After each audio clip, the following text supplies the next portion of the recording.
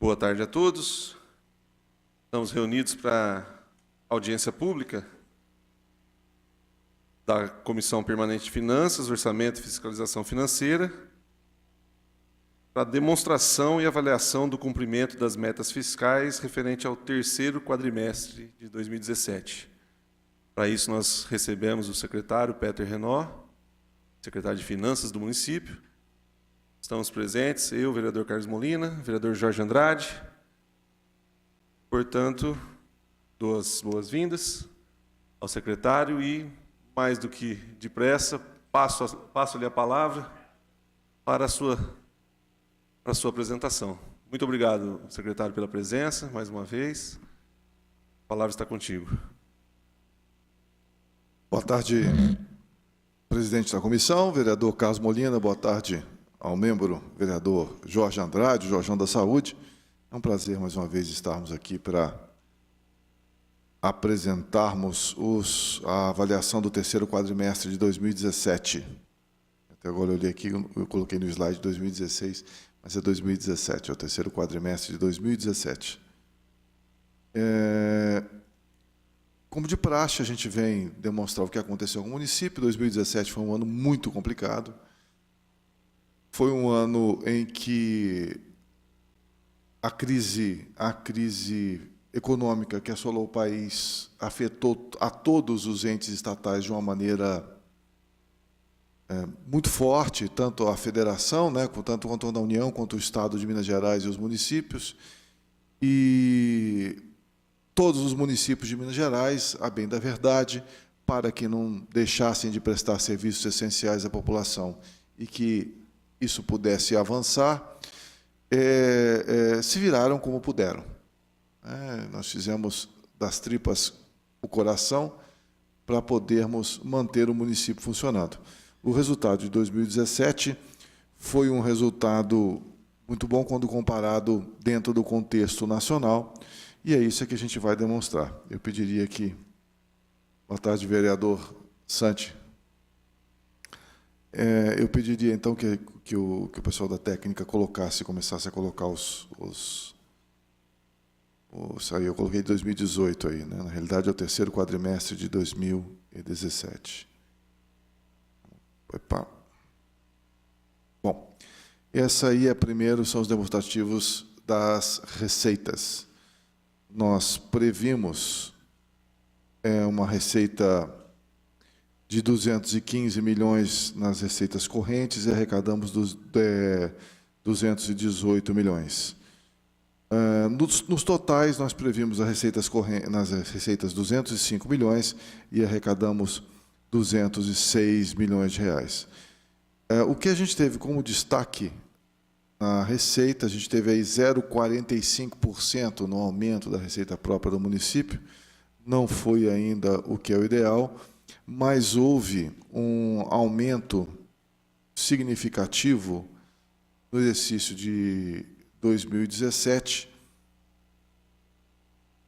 da arrecadação tributária do município. Então, o que aconteceu foi que nós empreendemos esforços para aumentar essa arrecadação. E, neste ano, sem um aumento de alíquota, nada. A gente simplesmente fiscalizou com mais intensidade, implementou rotinas mais eficazes na fiscalização do município, o que permitiu que a gente, então, pudesse aumentar a nossa arrecadação dessa forma. Não foi o ideal, nós ainda temos muita coisa para fazer em termos de ISSQN, de IPTU, mas nós já atingimos um nível de crescimento bem interessante.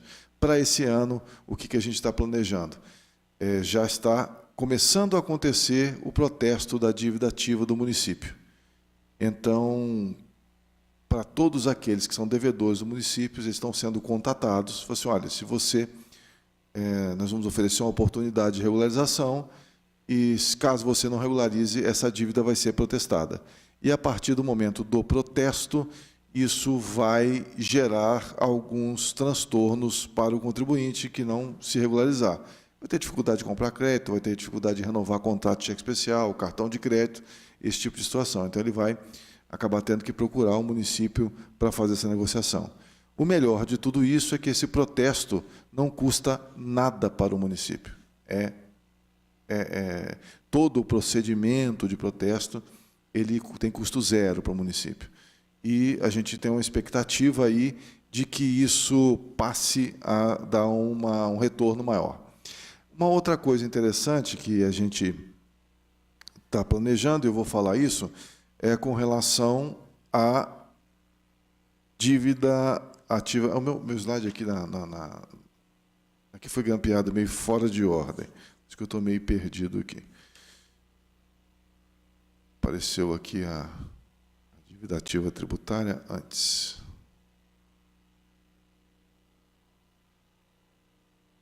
Estou conseguindo despesa corrente, despesa por categoria econômica. Essa aqui. Fabrício, vereador Fabrício, boa tarde. Aqui está meio fora de ordem. Bom, eu vou falar para vocês, então, Engraçado, está completamente fora de ordem aqui o meu slide da coisa aqui. Deixa eu só me localizar. O destaque da arrecadação.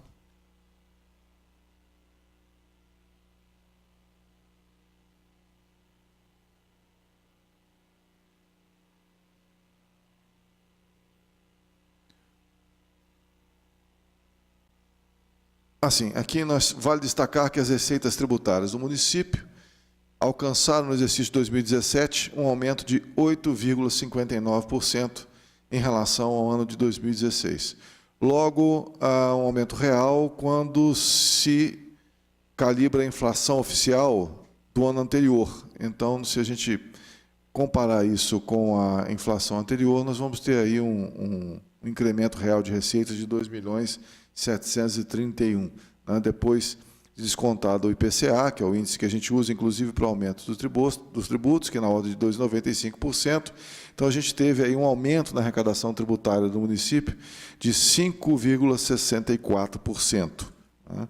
Foi um esforço que nós fizemos para tentarmos superar essa crise. Né? Com relação à dívida ativa tributária, nós temos uma observação de que a gente arrecadou 2.555.214, e isso representa apenas 1,24% da dívida ativa tributária, que gira em torno de 15 milhões, 14.120.000. A gente precisa estar fazendo um trabalho com relação a essa questão da dívida ativa. Como eu falei, começamos, então, com o envio para protesto dessas dívidas e já tramita na casa o novo PROREF, né, que é o Programa de Regularização Fiscal Itajubá, que pretende dar aí descontos em multas e juros para que as pessoas se regularizem com o município. A princípio, né, qual é a grande dificuldade? É que a maior parte das pessoas não precisa de uma certidão negativa do município. Então, você fica inscrito na dívida ativa do município e isso não afeta muito a vida da maior parte das pessoas, a não ser quando você vai precisar vender um imóvel, fazer uma outra operação onde essa certidão seja exigida. Com essa atitude de mandarmos para protesto a dívida ativa, a gente vai conseguir maximizar e criar um problema para aquele devedor do município que se recusa a pagar. Eu sempre tenho dito o seguinte: todas as vezes que nós demos oportunidade para as pessoas se regularizarem, elas têm reagido positivamente. Então, o que a gente percebe é que as pessoas não estão pagando por falta de honestidade, as pessoas não estão pagando por falta de condições. Então, o município precisa criar essas condições e é por isso, então, que a gente está com esse projeto, para tentar incrementar aí a arrecadação da dívida ativa, que é um valor importante. Né? Vou falar para vocês um pouco das despesas, as despesas públicas por categoria econômica. Né? Nós temos, então, pessoal em cargos sociais. Eu vou direto na despesa liquidada, né?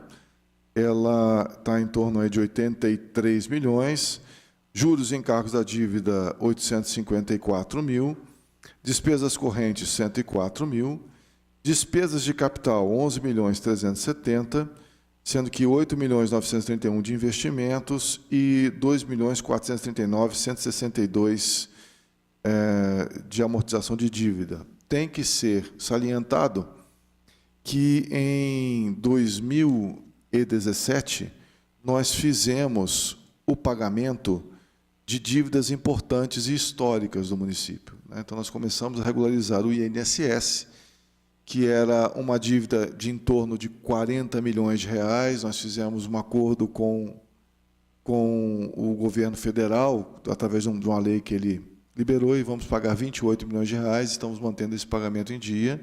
Ela caiu de 40 para 28, e nós fizemos também um acordo na Vara de Precatórios de Belo Horizonte, onde todos os precatórios do município estão sendo pagos.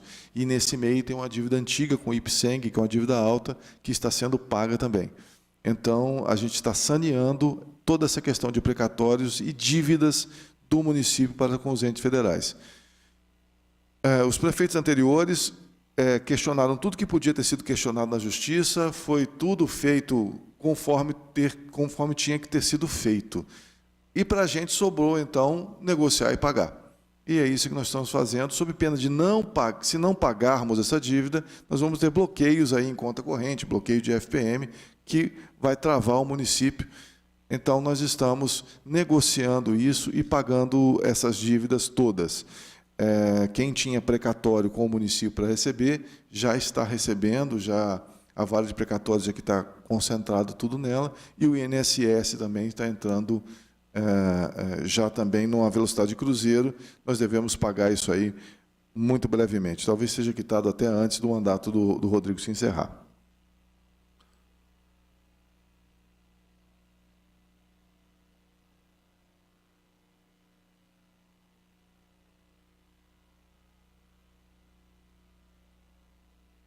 Bom, a gente vai ter aí nessa tabela uma demonstração de percentuais, né?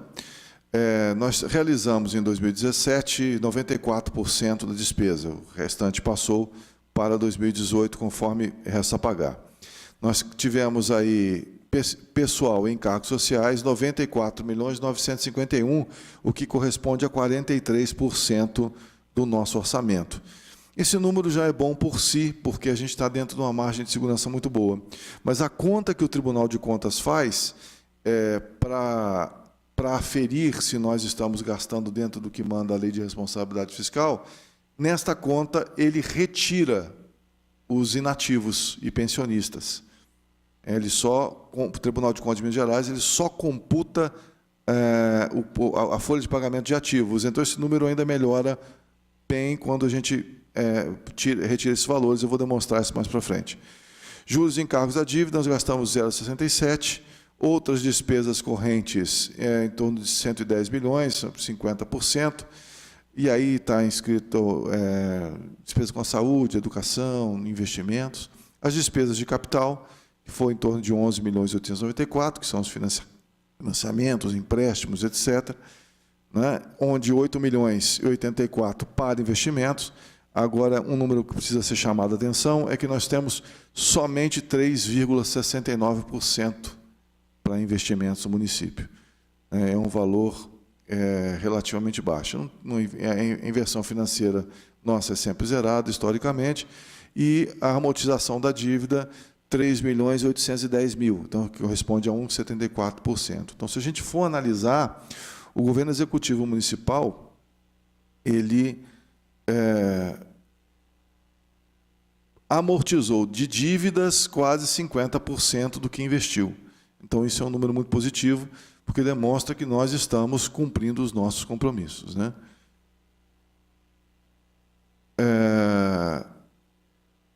Bom, aí esse é o número que eu falei, né? O somatório apurado para a despesa com o pessoal com o Poder Executivo, demonstrado no anexo 3, que é o que vai para o Tribunal de Contas, né?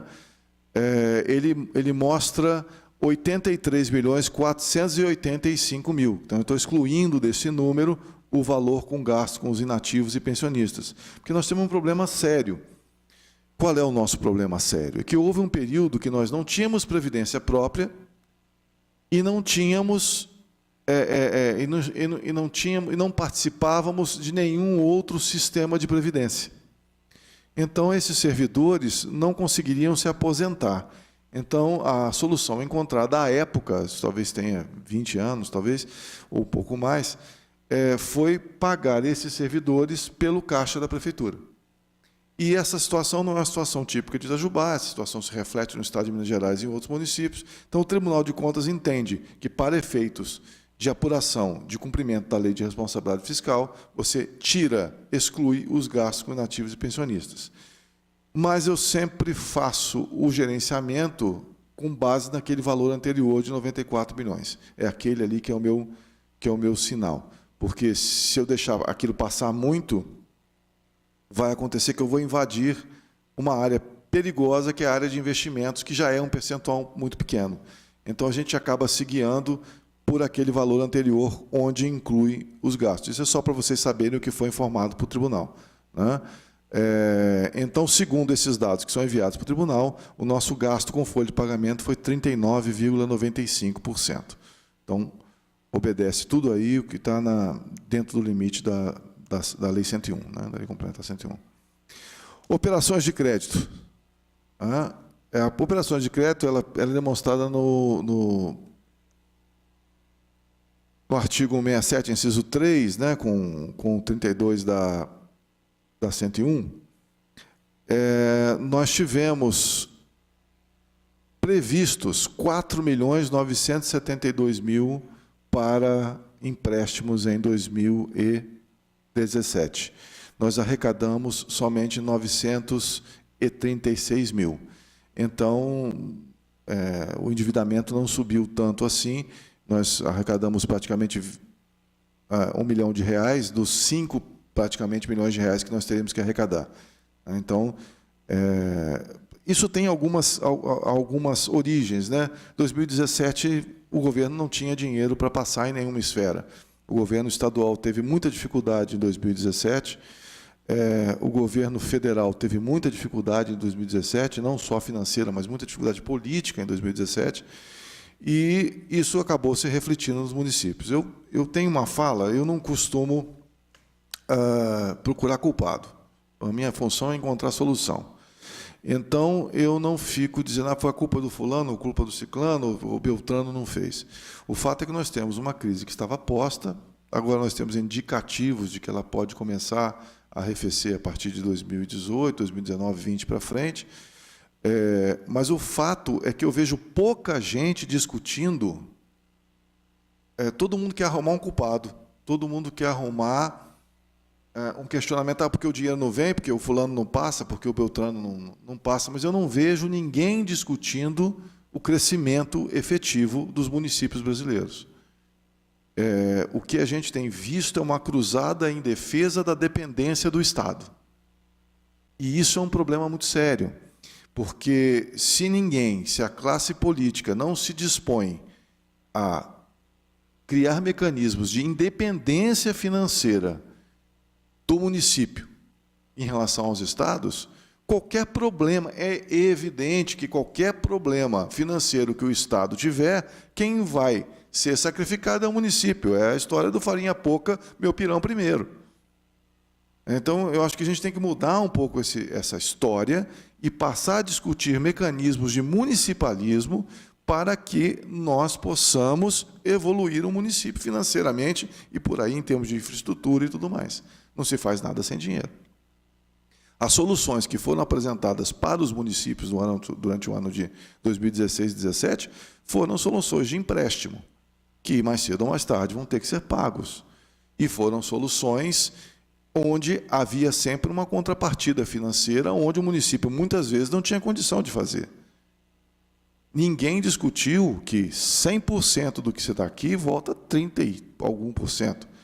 Itajubá é uma cidade que produz, mas os impostos que saem daqui voltam à minoria para sustentar uma estrutura que precisa ser questionada. Então, os problemas financeiros não estão nos municípios, está na maneira como o país é gerido. E eu não vejo ninguém discutir isso. Isso é uma coisa que realmente me preocupa. Acho que falta um pouco de sanidade mental nessa discussão. Parar de encontrar culpado e passar a procurar solução. As alienações de bens patrimoniais, né? Nós tivemos esse ano, houve vários leilões, várias tentativas de se leiloar bens que não são úteis normalmente para o município. Normalmente esses bens são revertidos em contrapartida para a construção ou conservação de outros bens, ou asfaltamento, né? Mas esse ano a gente teve somente R$26 mil provenientes dessa alienação de bens, né? E nós tínhamos aí 116 mil de aplicações e 1.600.000 em caixa do exercício anterior, que nós não utilizamos. Então, nós terminamos nesta conta de alienações em caixa com 1.777.000. Esse dinheiro não pode ser usado para despesa de custeio. Esse dinheiro só pode ser usado para investimento e é rigorosamente dessa forma como ele está sendo utilizado. Dívida e endividamento. Nós tivemos aí, deixa eu achar aqui porque ficou pequeno, não vou conseguir enxergar.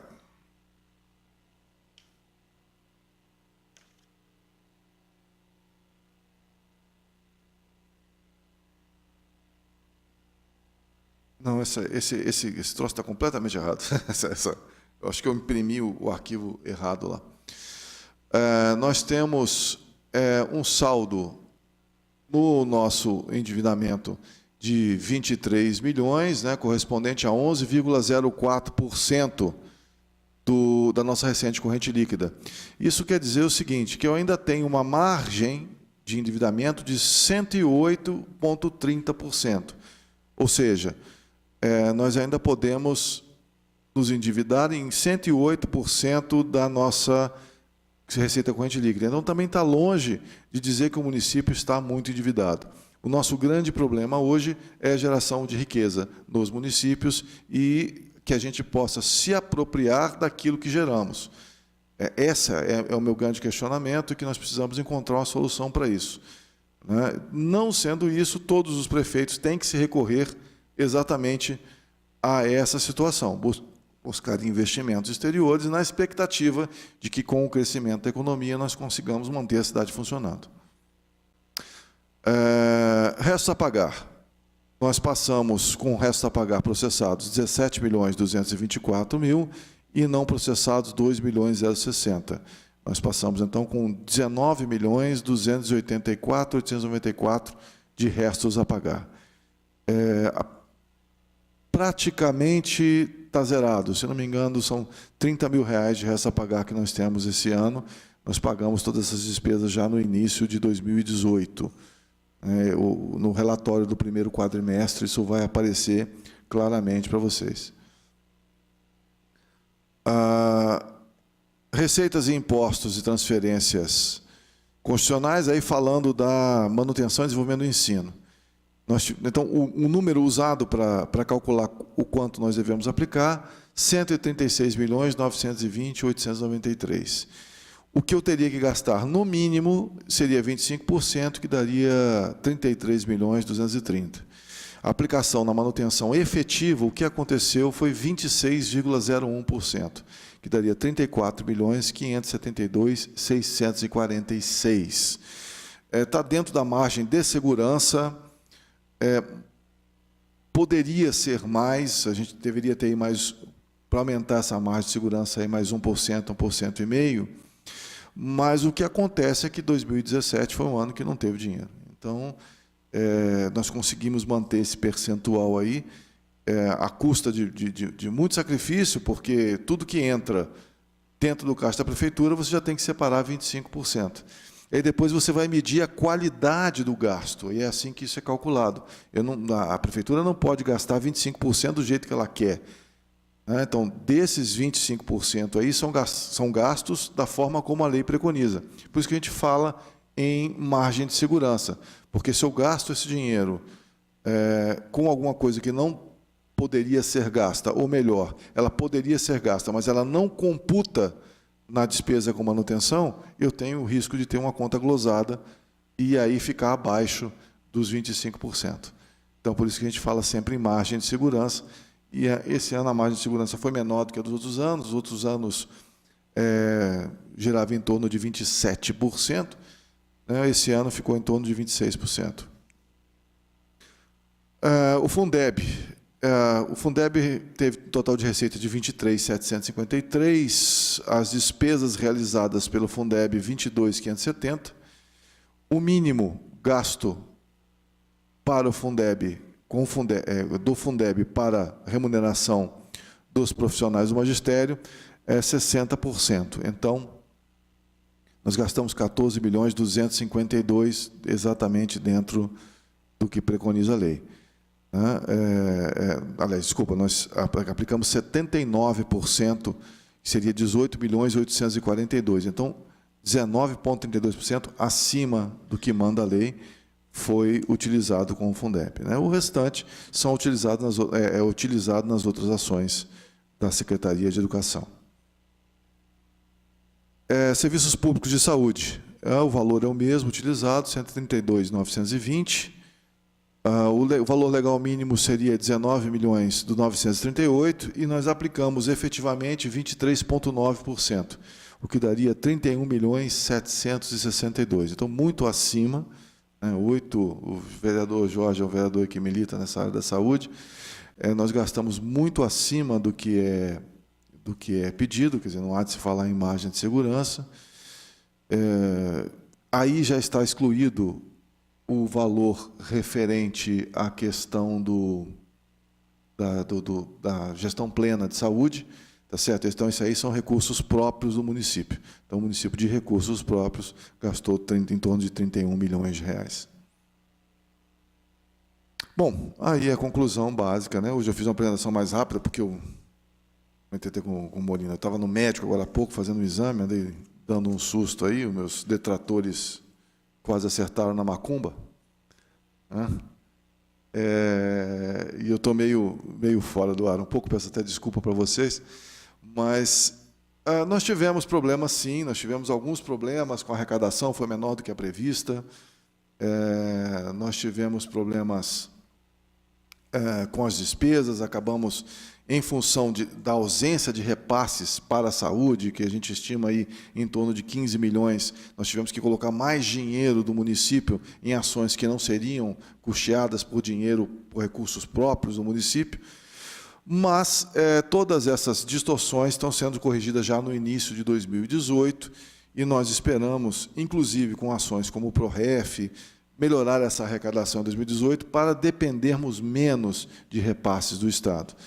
E eu acho que passou da hora de termos aí uma discussão séria a respeito de como vamos fazer. Não é bravata, não é subir, fazer palanque.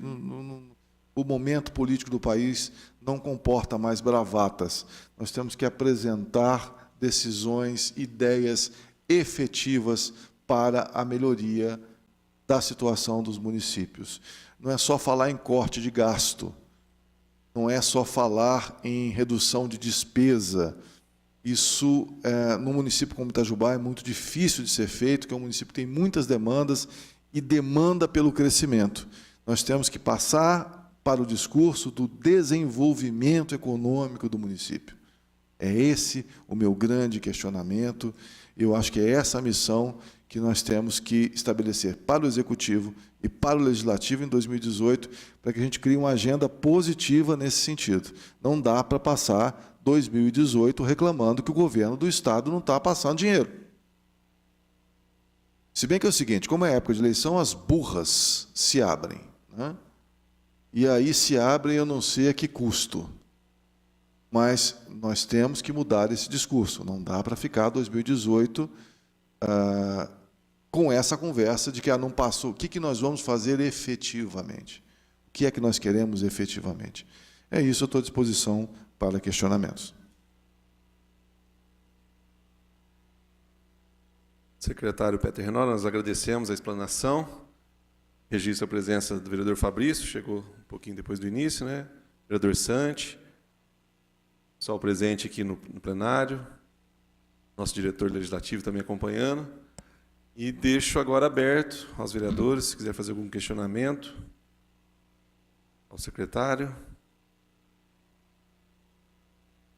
Vereador Jorge Andrade. Boa tarde, senhor presidente, Peter, demais vereadores presentes. Você colocou a questão do investimento que está fazendo na saúde, mas a gestão plena, qual o significado do valor que vem realmente para o município? Porque quando a gente passa a gestão plena, nós estamos assumindo várias ações que o governo está fazendo. Então, o dinheiro está vindo, acredito, pelo que você colocou aí. O segundo questionamento é o seguinte, dessa dívida que está aqui na Câmara tramitando, e as ações que já foi para o Executivo, qual a possibilidade do contribuinte para poder rever? Tem que ir na Justiça ou, se for na Prefeitura conversar, consegue resolver? Porque tem umas que já foram para o jurídico, né? Talvez tenha executado, não sei se é bem esse o procedimento. E aí eu encontro o pessoal que tem procurado essa dificuldade, também onde vai haver essa anistia e aqueles que estão pagando em dia. Quer dizer, a gente fica meio... É lógico, essa anistia, se for colocada, realmente vai entrar um dinheiro que vai ajudar nesse orçamento que você está falando. Os dois questionamentos que eu queria. Vereador, eu estou procurando aqui o número da gestão plena, em torno, eu não vou achar aqui agora, mas em torno de 60 milhões de reais. Né? Esse dinheiro vem, é gasto todo na saúde. A grande vantagem da gestão plena é que eu consigo ficar, abre aspas, com o troco. Eu consigo comprar serviços a preços melhores e fazer a mesma coisa ou mais do que eu fazia. Né? E, se fizer a mesma coisa, sobra dinheiro. É essa a ideia, que antigamente isso ficava no Estado, ficava parado. Então, em termos de gestão financeira da Secretaria de Saúde, a gestão plena é um bom negócio. Mas isso não exime o município de realizar os gastos dele. A grande distorção que está acontecendo é a questão da judicialização da saúde. Todos os dias nós recebemos mandados judiciais para custearmos com medicamentos ou tratamentos ou exames que não são do município. E o município é refém dessa situação.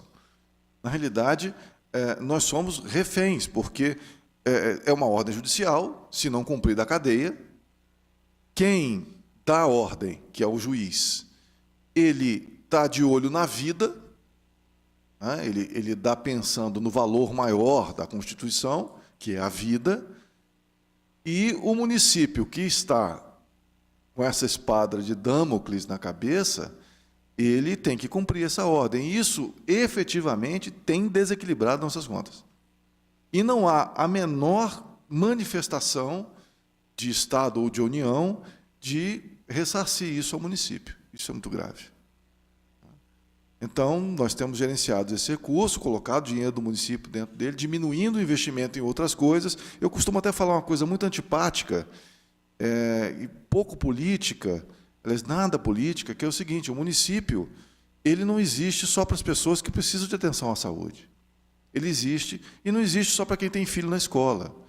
Ele existe para todos os cidadãos que são contribuintes no município. Então, quando o prefeito vai tomar uma decisão, ele tem que pensar assim, naquele que está no estado extremo de doença, naquele que está começando a sua vida na escola e precisa de educação, naquele que vai trabalhar todo dia e precisa de um trânsito em ordem, sem buraco na rua, naquele que sai com a sua família à noite e quer segurança para a sua casa quando a deixa e para o lugar que vai, e o orçamento que sai disso é o mesmo. Né? Então, nós precisamos rediscutir essa questão da saúde. A segunda pergunta que o senhor me faz, com relação às dívidas que já estão ajuizadas. O projeto do PROREF contempla essa situação.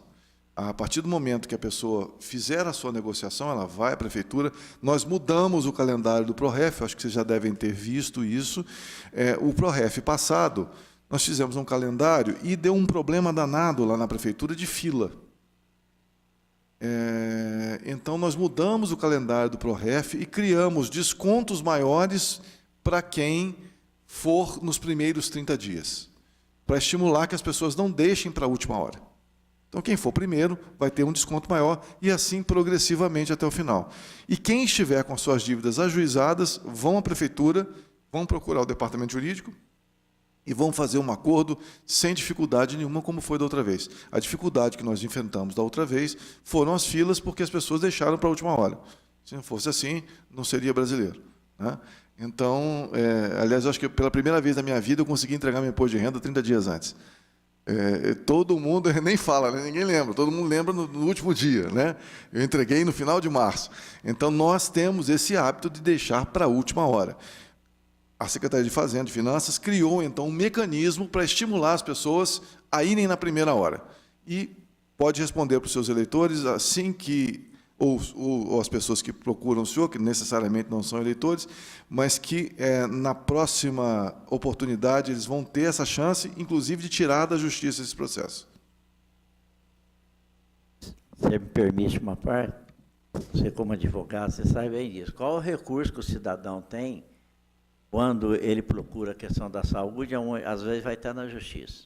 Muitas vezes é falta de informação, falta de comunicação, tanto da parte da gestão, do gestor público, como do paciente. Aí não resta outra alternativa onde Sim. E a justiça tem que prever a vida. Não, o valor maior é a vida, eu não questiono isso. O que eu questiono é a falta de preocupação de quem é dono da conta em pagar a conta. Porque se alguém chegar para o vereador Molina e falar assim, Molina, eu preciso receber R$50 do Peter que eu estou devendo, que ele está me devendo, e não consigo receber esses R$50, você pode me pagar? O Molina me conhece, sabe que eu vou pagar, então ele vai e paga. Na primeira chance que eu tiver, Molina, você pagou? Paguei, está aqui o dinheiro. Isso não acontece com os nossos entes estatais superiores. E eu não estou falando de governo, não estou falando de partido, eu estou falando de história do Brasil. Historicamente é isso. Nós temos aí um crédito acumulado de tratamentos que pagamos, que eu acho que é impossível até de precificar isso, né? Eu acho que o cidadão ele tem que ir à justiça, o juiz tem que dar, porque ele não vai brincar com a vida do cidadão. Agora, nós, como ocupantes de cargos públicos, temos o dever moral de levar essa discussão à baila, ao invés de ficarmos querendo partidarizar a coisa. É a opinião de um cara excessivamente técnico, né? Mas eu acho que sou homem público, como todos vocês, apesar de ser técnico, né? Não disputei a eleição, mas estou aqui porque alguém que ganhou a eleição me colocou. Então, eu acho que está na hora de começarmos a discutir esse problema. Senão, nós vamos ter aí uma sequência dos próximos 5, 6 prefeitos e os próximos secretários de finanças sentados nessa cadeira reclamando exatamente da coisa que eu estou reclamando. Vereador Fabrício. Boa tarde, senhores vereadores. Nosso secretário Peter, obrigado de novo pela... Sempre quando chamado está aqui. Nosso diretor Luiz. Só queria, antes de começar, parabenizar, porque você acabou de falar que o pagamento dos precatórios e a dívida do INSS está sendo paga, então já fizeram um acordo para pagar essas dívidas, né? Correto? E queria falar assim, você tem alguma previsão de faturamento para essa nova lei do PROREF? E, se tiver, essa linha, esse lucro, esse ganho, vai ser colocado no investimento ou vai ser para o pagamento de dívida? Essa é uma pergunta. Senão vai trabalhar. Você junta tudo e eu acabo esquecendo a primeira. Eu não tenho de cabeça agora qual é o valor do PROREF. Acho que nós estimamos em 3,5 milhões, salvo engano. Chega a cerca de 30% da dívida ativa. Talvez, eu não sei se o Molina chegou a ver esse número, eu não lembro agora de cabeça, acredito que seja isso. Esse valor, porque como é que funciona? Nós somos obrigados a fazer uma estimativa que pode ser maior e a gente prefere que não seja menor, né? Então, a gente vai pela média. Esse dinheiro ele vai entrar no caixa único da prefeitura e vai ser usado para várias coisas. Automaticamente, 25% na educação e pelo menos 15% na saúde. Então, eu fico somente com 60% desse dinheiro para poder investir em outras coisas. E aí sim, é folha de pagamento, investimento em asfalto, em infraestrutura urbana. E aí é o prefeito que vai decidir esse rumo. Outra coisa é a questão do repasse, que não foi colocado, né, foi bem a todos os prefeitos da região até, né, no final do ano. Como que você tratou para colocar esse não repasse para esse orçamento de 2018? O que acarretou desse não repasse para esse orçamento de 2018? E como que está sendo feito para alguma coisa judicial ou alguma coisa nesse ponto? Bom, vereador, essa questão do repasse eu tive no encontro de prefeitos lá e fiz exatamente essa colocação que eu fiz aqui. Quando é que nós vamos parar de reclamar e nós vamos começar a agir com relação ao desenvolvimento econômico de Minas Gerais? Nós não temos um problema, não estamos tendo repasse, não é porque, acredito eu, o governo do Estado não queira repassar. Nós não estamos dando repasse porque o governo do Estado tem prioridades que ele julga maiores que a nossa. Da mesma forma, quando o meu caixa aperta, eu sou obrigado a atrasar algum pagamento de uma coisa e outra, no que eu vejo que é prioridade. Nós fomos surpreendidos em 2018, 2017, porque nunca aconteceu isso dessa forma como aconteceu em 2017. Então, nós fomos surpreendidos. Até o último dia de 2017, nós acreditávamos que todos esses repasses iriam ser feitos. E foram. O grande problema é a questão da saúde, que ficou 15 milhões voando aí que ninguém sabe dizer onde está. Né? E o outro grande problema que aconteceu, que é muito sério, é porque, como a gente tem o princípio da gestão orçamentária, eu tenho que prever o que vou gastar, divido aquilo por mês, mais ou menos de acordo com o que entra, porque no começo do ano eu tenho um recebimento maior por causa de PVA e IPTU, e isso se dilui no resto do ano, e eu tenho uma previsão, de acordo com o orçamento do Estado, daquilo que ele deve me repassar. Então, eu estava esperando, por exemplo, 3 milhões, chegava a 500 mil, numa proporção absurda dessa. E nós passamos o ano inteiro com esse sofrimento. E quando nós chegamos no final do ano, não veio, a questão do SMS veio toda, o FPM veio toda, mas ficou uma parte importante de fora.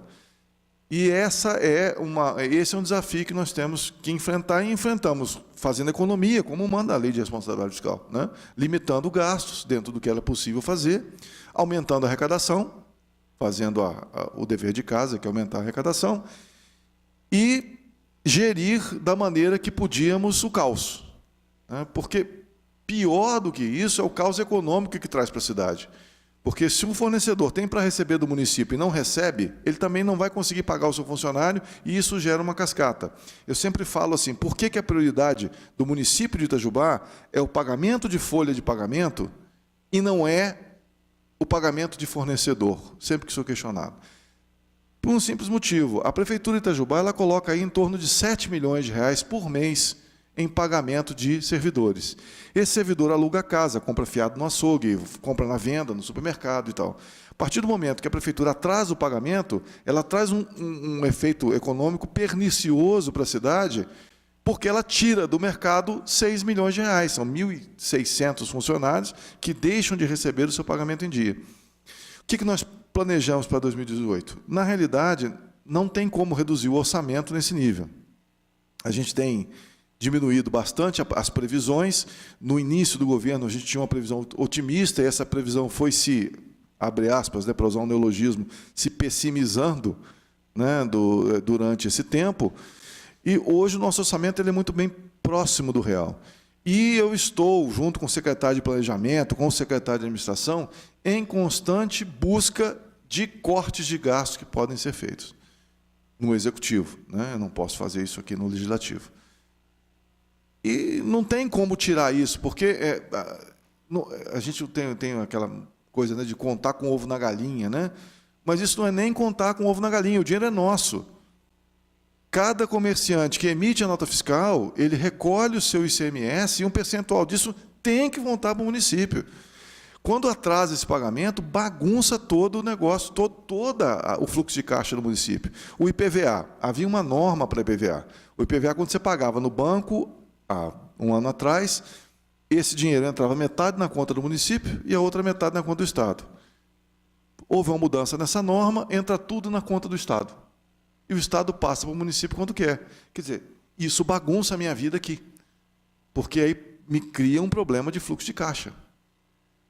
E agora eu vou cortar isso? Eu não tenho como cortar, porque isso é parte significativa. Então, continua no orçamento, com base no que a gente previu em setembro, que é outra coisa cruel, nós temos que apresentar um orçamento em setembro e o ano vai até dezembro, o nosso ano fiscal é meio doido nesse aspecto orçamentário, mas continua essencialmente a mesma forma. Nós só diminuímos um pouco as expectativas, porque nós vimos que o ano passado não teve nada relevante de empréstimo, a gente ia achar que ia ter, né? E então a gente diminuiu um pouco essas expectativas. Só para finalizar, você falou no final a respeito do mandato judicial. E realmente ele onera em muito o município. A gente fica sabendo, principalmente na área de saúde. Aí é uma coisa que eu não sei nem se vem da sua área. O processo do mandato judicial em Itajubá, eu acho muito falho. Eu vou falar um lado até de medicamento, que é um dos maiores mandatos judiciais que tem. Se não me falo, está na casa dos 150 mil, mais ou menos, que é mais ou menos gasto, foi o que me passaram. Aí eu até conversei com o secretário Nilo a respeito da mudança da compra de medicamentos. Eu não sei se passa por você, porque o mandato judicial, se tem a falta do medicamento, entra com o mandato judicial, o juiz dá o tempo e estipula um valor. Aí, como você não vai estar sabendo, que é em processo licitatório de medicamento. E eu conversei até com o Peter, com o Renan, e o Renan falou que é uma coisa que tinha que ser dessa maneira, sendo que outras cidades eles fazem a respeito de convênio, que é muito mais rápido e 3 dias o medicamento estaria na pessoa que foi mandato judicial, não demoraria, acho que depois de 30 dias que vem a multa total, não é isso? Sim, isso. Então, não é muito da sua área, só queria saber se está a seu conhecimento que foi na passado. realidade, eu só pago a conta e falo palavrão na hora que chega a conta. Isso. Porque então, acho que não passa. O que acontece nessa situação é o seguinte, é tudo muito para ontem. Na administração pública, a gente tem que ter planejamento, né? E nessa questão é sempre muito para ontem. Você imagina um pai que depende do medicamento para o filho, não consegue esse medicamento pelas vias regulares e é obrigado a ir para a justiça. Aquilo bate na mão do juiz, o juiz olha e fala assim, não, tem que dar esse medicamento. Ele não quer saber se o município tem ou não tem, ele quer atender a situação da criança. Manda dar. Chega lá no município, tem uma ordem para cumprir aquilo em 48 horas, 72 horas, uma semana que seja. Um processo licitatório, se não houver nenhum questionamento, ele vai durar aí, em média, dependendo da modalidade escolhida, de 45 a 90 dias. Se não houver ninguém fazendo questionamentos e tal, não dá para fazer assim.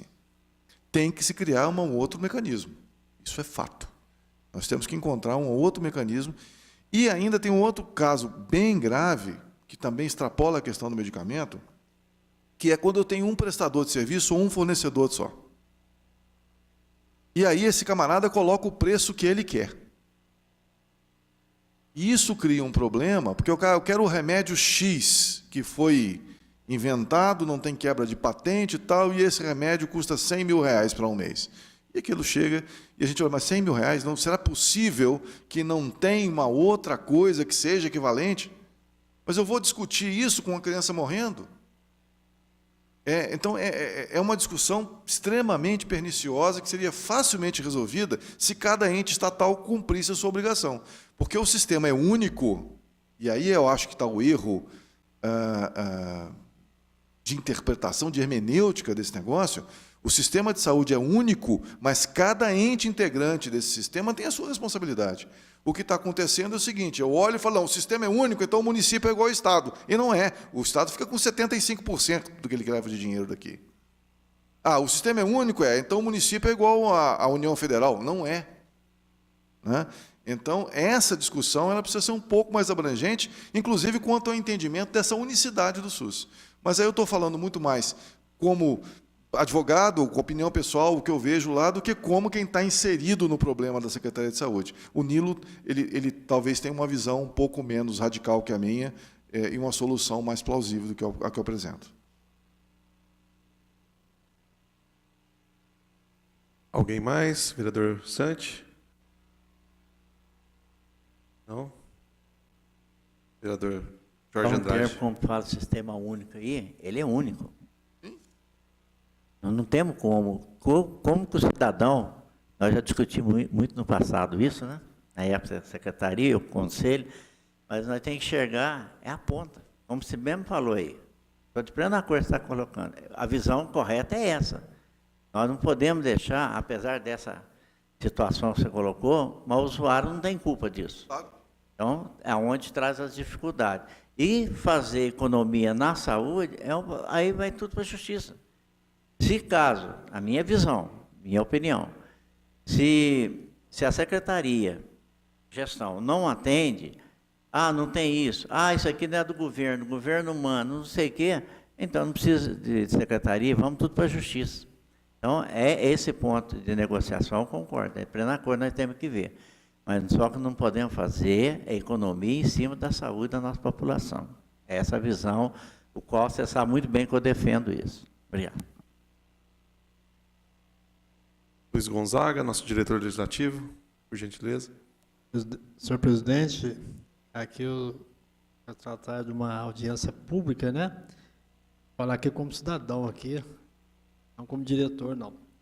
É que eu sempre falo quando eu participo dessas reuniões, e eu sempre gosto de ouvir do secretário como está andando esse assunto que eu vou colocar agora aqui. É com respeito à sonegação. E a prefeitura tem feito, ou pretende fazer, ou está estudando a respeito para combater a sonegação fiscal, principalmente no que diz respeito à emissão de notas fiscais, principalmente também em relação aos cartões de crédito. Você me falou alguma coisa na última reunião, queria saber como está esse andamento aí, porque é notório que o comércio sonega, e não sonega pouco, não. E a gente comparando a arrecadação do Itajubá com cidades do mesmo porte, a gente percebe que nós estamos bem abaixo, né, com relação a essa arrecadação. Então, alguma coisa errada está acontecendo. Porque aí, tudo bem, nós estamos em crise e tal, outros falam aí de cortes disso, cortes daquilo, que são necessários também, mas a gente não está vendo, secretário, nenhum trabalho, pelo menos eu não estou errado, você me corrige, por parte do governo, nem estadual e também o municipal, forçando a barra aí para que essa sonegação diminua, né? Isso que eu percebo. Se eu estiver errado, me corrija. Bom, Gonzaga, eu queria agradecer aqui ao Gonzaga e aos servidores da Câmara, eu sempre faço isso no começo, mas hoje cheguei meio agitado e acabei não esquecendo. Obrigado, Gonzaga, pela atenção que dá sempre para a gente lá, os demais servidores da Câmara. Bom, quanto ao Estado, eu não posso falar, porque eu não estou muito inteirado das ações do Estado, embora tenha algum contato com o chefe da EF aqui, que é o Alberto Visotto, né? Nós damos aula junto na faculdade e tal, e o Alberto está sempre me posicionando com relação ao IPVA, com relação a alguns impostos estaduais, e eles têm feito, sim, ações importantes, inclusive na redução da sonegação do IPVA. Então, o Estado tem agido muito nisso, inclusive com parceria da Prefeitura, em algumas situações. Eles têm, aqui em Itajubá, a AF é muito bem chefiada e faz, dentro das suas limitações, o que pode. Com relação ao comércio, não compete para a Secretaria da Prefeitura, a Secretaria de Fazenda, de Finanças da Prefeitura, fiscalizar o comércio local. A gente fiscaliza os prestadores de serviço. E aí, quando a gente fala de cartão de crédito, eu não fiscalizo o comerciante, mas eu fiscalizo a instituição financeira com relação ao ISS. Até o ano passado, não havia legislação que permitisse cobrar localmente o ISS disso.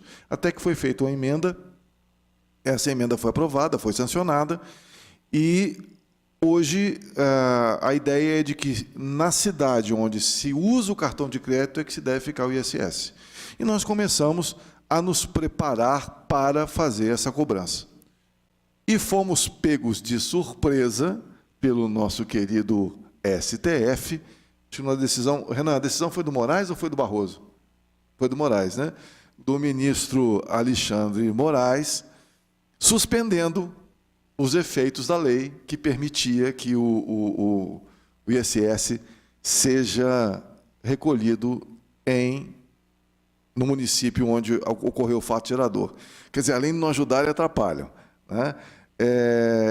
Então, isso eu tive em Brasília, tive na CNM conversando. A CNM estava desenvolvendo uma metodologia que eu não gostei da metodologia, porque eles estavam desenvolvendo essa metodologia em conjunto com a Federação Nacional dos Estabelecimentos Financeiros. Eu acho que dar para o meu fiscalizado o poder de criar um sistema com o qual eu vou fiscalizá-lo. Eu acho isso um contrassenso muito grande. Nós temos uma proposta diferente em andamento em Itajubá, que agora parou tudo, o mecanismo continua sendo desenvolvido para essa cobrança, mas não estamos cobrando por absoluta falta de sensibilidade do STF em manter isso.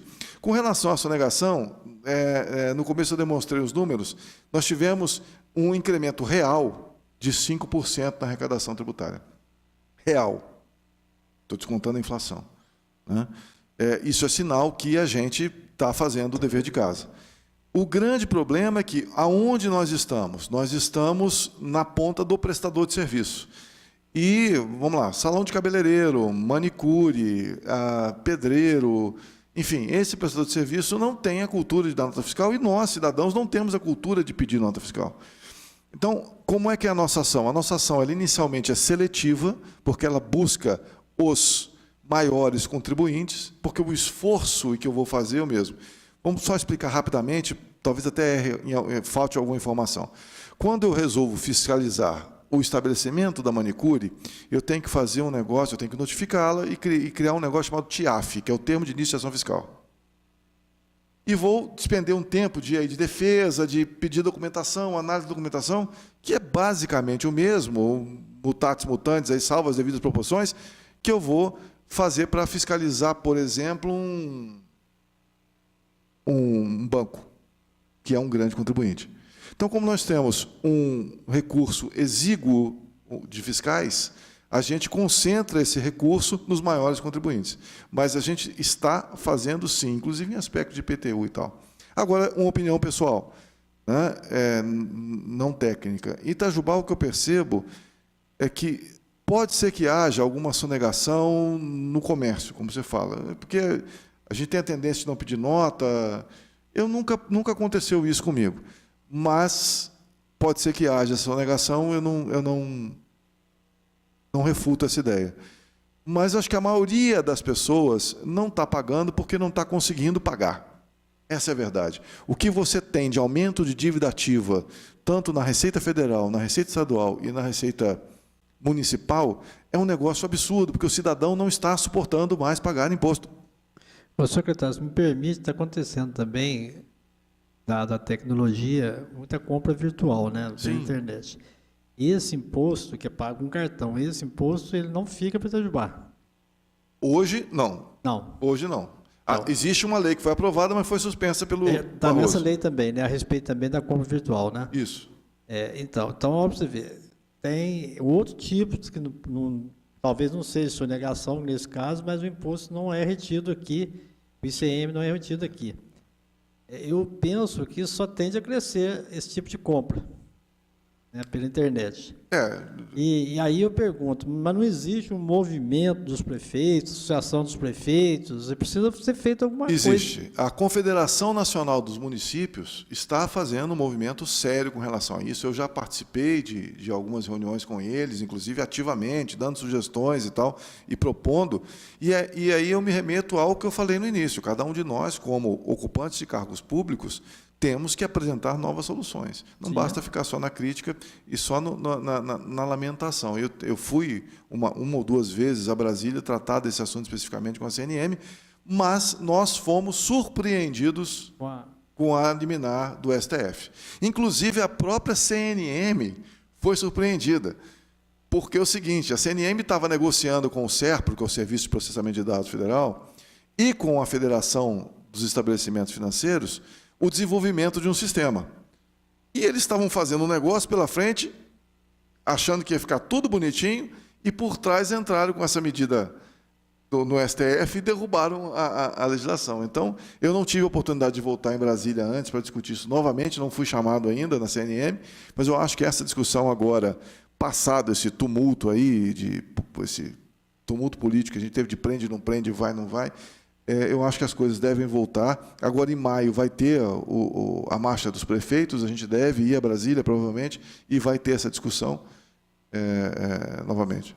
Mas tudo que se tinha feito até fevereiro foi para o vinagre.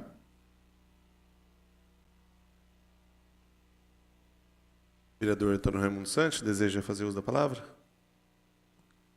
Eu só gostaria de agradecer ao Peter pela presença, esclarecedor.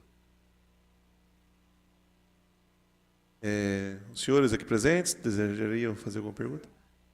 Pedir, por gentileza, usar o microfone. O senhor se apresenta para todos e... Vai ligar aqui?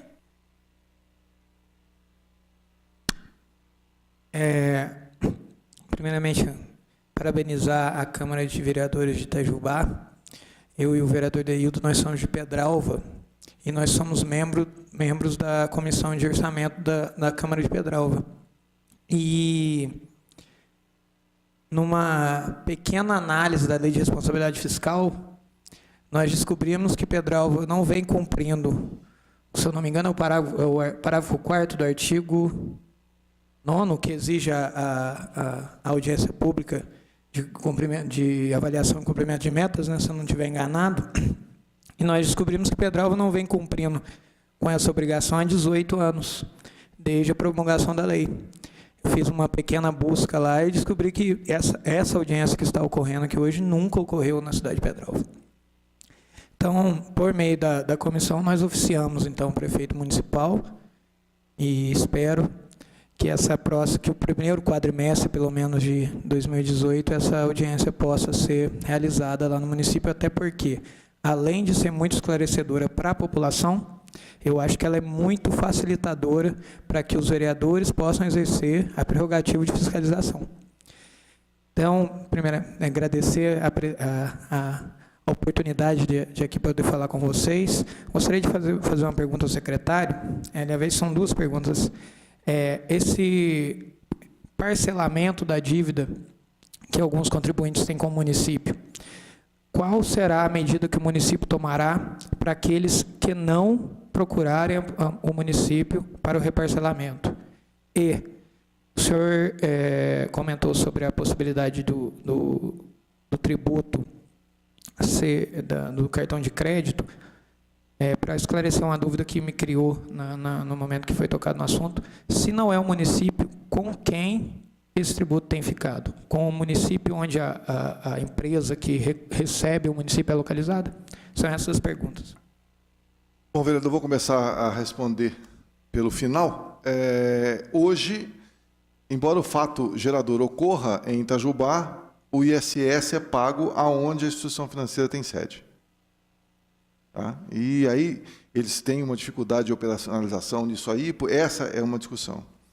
A segunda colocação é a seguinte: nós estamos protestando as dívidas. Então, aquele que fizer o acordo e não pagar, ele vai ser executado e vai ter a dívida protestada. Essa é a segunda. E com relação à sua primeira colocação, eu tenho um posicionamento, o Renan até riu para mim lá, porque eu tenho um posicionamento divergente com relação a isso. Eu venho porque não me custa vir prestar contas, tá certo? No primeiro ano, no primeiro momento aqui, nós tivemos esse problema também, corrigimos isso, acho que era o vereador Santi, que era o presidente da Câmara, não me recordo agora, acho que era ele, mas o parágrafo 4º, ele fala o seguinte: até o final dos meses de maio, setembro e fevereiro, o Poder Executivo demonstrará e avaliará o cumprimento das metas fiscais de cada quadrimestre em audiência pública na comissão referida ou equivalente nas casas legislativas estaduais e municipais.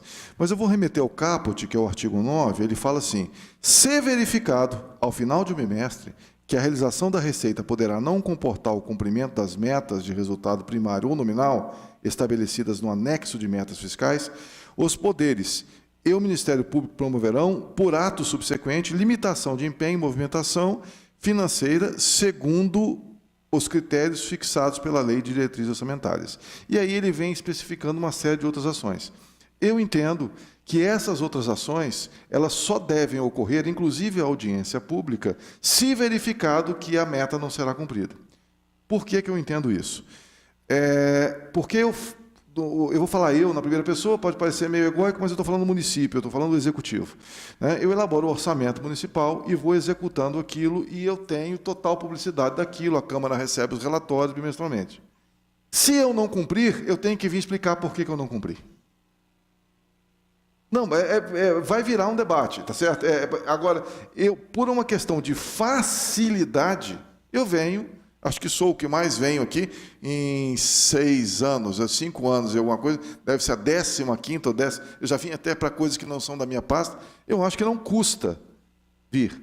Agora, e acho que tenho certeza que o Poder Legislativo tem o dever de exigir isso. E chamado, o secretário de Fazenda ou o prefeito ou quem for responsável pelas contas deve vir, ele deve essa questão à população. Eu só não acho que o fundamento esteja no parágrafo 4º do artigo 9º.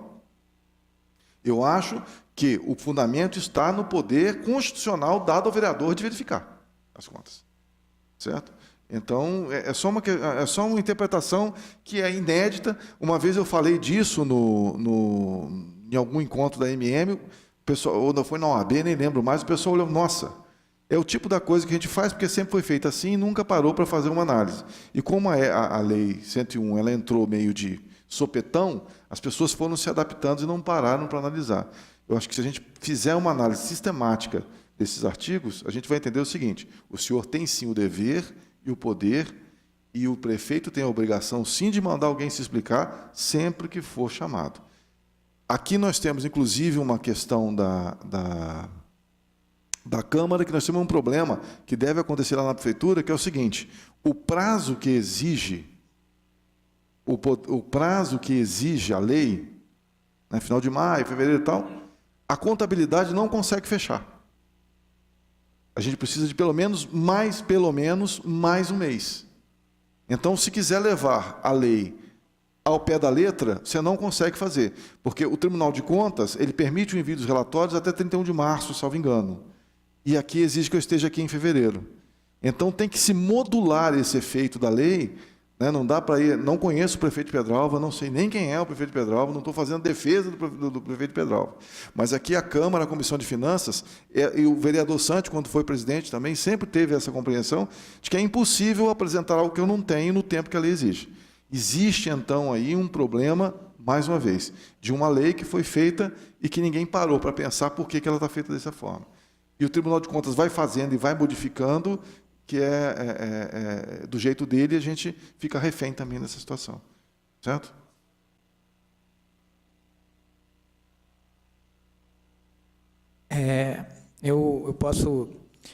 Vou pedir vênia ao nobre colega para discordar num pequeno ponto que o senhor diz, achar que não é uma obrigação do poder público, e sim só em momentos de convocação.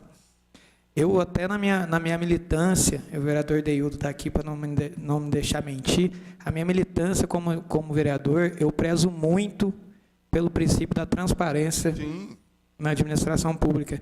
E eu acho que é muito válido quando todas as ações que visam a transparência, especialmente quando dizem respeito aos gastos públicos, elas são feitas com iniciativa própria de quem tem a obrigação de prestar. E não por você só prestar as informações se você é questionado e oficiado a apresentá-las. A minha atuação como vereador, eu mesmo tomo a iniciativa de prestar as minhas contas, de prestar os meus atos, e eu acho, é lógico que isso não tem força normativa, sim, mas levando-se o princípio da transparência sempre como princípio na administração pública, eu acho que é sempre importante que os próprios poderes tomem a iniciativa de prestarem as suas contas, e não só os vereadores, como a população como um todo, e além, é lógico, aí nesse ponto, o senhor executivo, eu sou legislativo. E aí eu olho um pouco para o meu lado, eu acho muito importante essa audiência para que os vereadores tenham noção dos rumos, principalmente financeiros, que a administração tem tomado. Não, é só uma coisa, eu não disse que não tem dever, ele tem o dever de prestar. O que eu disse foi o seguinte: o parágrafo 9º, o parágrafo 4º, artigo 9º, não se presta essa finalidade. Ele se presta a finalidade de eu chegar aqui o seguinte: fala, gente, a casa caiu, eu não vou cumprir, e aí eu vou tomar essas atitudes. Certo? Eu não questiono transparência, isso é devido. Eu só questiono quando isso é feito com base no artigo 4º do parágrafo 9º. Ele não se presta à prestação ordinária de contas. Ele se presta a uma prestação excepcional de contas quando, lá no caput, fala: se eu não conseguir atingir a meta, eu tenho que tomar essas atitudes. Se você for analisar todos os parágrafos, você já deve ter feito isso, você vai ver que são todas medidas excepcionais quando eu não consigo cumprir. E o parágrafo 4º não é diferente. Então é isso, eu acho que tem, eu sou cidadão, eu quero que o meu governo me preste contas, e isso tem que ter uma iniciativa para ser feita. Mas a minha posição é só com relação ao parágrafo 4º, artigo 9º, ele não se presta a essa finalidade, só isso. A única questão nesse aspecto todo é que aí os vereadores e a população, principalmente quem não está ali dentro, só vai saber se não foi cumprido, se isso for demonstrado. E aí é por isso que é importante que a iniciativa seja da própria administração. Falar, ó, nós não cumprimos, ou nós estamos aqui só porque não cumprimos, eu acho que fica bem legal a situação, né? E eu confesso que eu até me esqueci, o senhor finalizou a última pergunta que eu te fiz, eu não me lembro exatamente, mas era, o último posicionamento era a respeito do último ponto que o senhor... O senhor me perguntou o que eu faria com um contribuinte que fizesse acordo... Não, mas o senhor respondeu primeiro, eu esqueci. Então, depois você me perguntou, primeiro foi o que eu faria se o contribuinte não pagasse. Sim. E agora, peraí, eu tinha as duas perguntas claras. Já me recordei aqui. O senhor comentou sobre o prefeito de Pedralva, tudo. Eu até advogando em favor dele.